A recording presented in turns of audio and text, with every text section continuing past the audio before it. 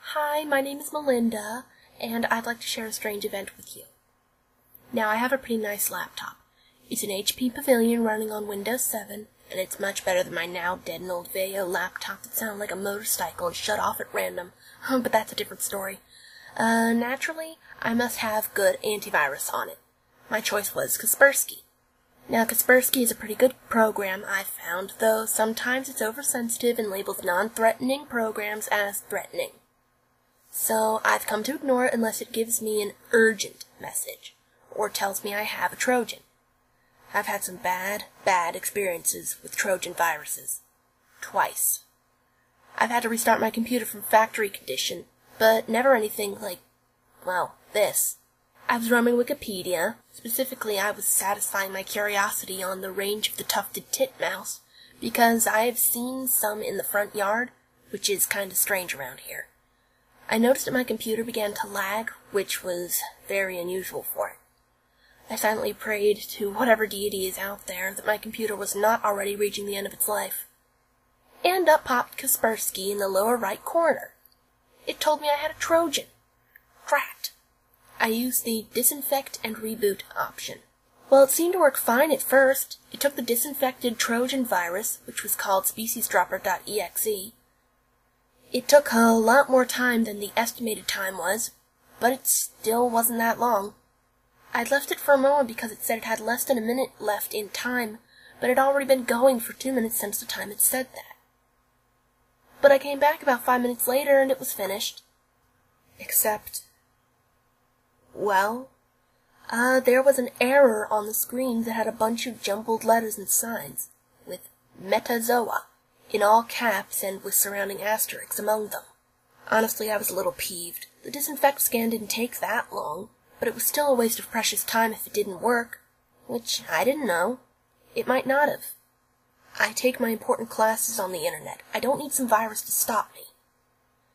I forced shutdown and started it back up. I immediately noticed some strange stuff. Firstly, my desktop picture was missing, and secondly, the color of the bar at the bottom of the screen had changed from my lovely blue color to a sort of silver. Third, what was this thing with all my desktop files? Speciesdropper.exe. I knew I shouldn't open it, but curiosity overcame me. It had already survived a Kaspersky scan anyway, so if that was any sign, yes, my laptop was screwed no matter what I did. It actually took a few tries to open it. I'd click and it wouldn't do anything. Double click, wait a minute, nothing happens yet. Only the third time I tried did it come up.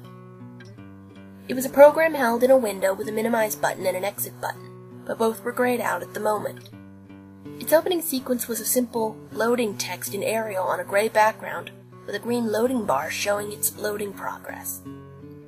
Once it finished that, it brought me to a screen where it said, Species Dropper Experiment SN482. Next. What the hell was that supposed to mean? I clicked the next button anyway. The next thing was some strange thing that sort of resembled a file picker, but there weren't any on my computer. Oh no. I quickly recognized all the names. The mother file was Metazoa. The files beneath it were as follows: Annelidia, Anthropoda, Bryozoa, Chordata, Nidaria, Echinodermata, Mollusca, Nematoda, Platyhelminthes, Porifera. Okay, the main groups of the animal kingdom? Being a bit of a dork, I navigated with no real aim, but I knew where I was going. Chordata to Reptilia, to Crocodilomorpha, to Crocodilidae, to Crocodilinae, to Crocodilus, and finally, to my Crocodilus niloticus. I'm a big reptile lover, particularly a crocodile fan, so I figured I'd just use my favorite animal to see what this program did. I clicked on the Use button, it was the only one there, and just about jumped out of my chair. This awful frequency from the computer filled my ears. I can only describe it as sounding similar to a half a millisecond long clip of a Therizinosaurus grating its claws on a blackboard while stepping on a screeching cat, played over and over so it's one long single-toned sound, Oh God, it was awful. So I tried to press the mute button on my keyboard, but it didn't register until like 5 seconds later. At which point the sound was over. My head throbbed, my fingers quivered, my mouth hung open slightly. All my muscles hurt and were so tense. And on the screen it said, Phase success detected. Finishing process. I'm pretty sure I thought something like, oh no, Lord, not more sounds, and tried to exit out of it, or at least minimize it. But those buttons were all still grayed out. There was nothing I could do. The screen brightness adjusted itself for a moment without me doing anything. And all I remember is seeing a bunch of black for a few moments. Alright, I was alone in the house, being attacked by some computer-controlling virus, and I had just probably had a blackout.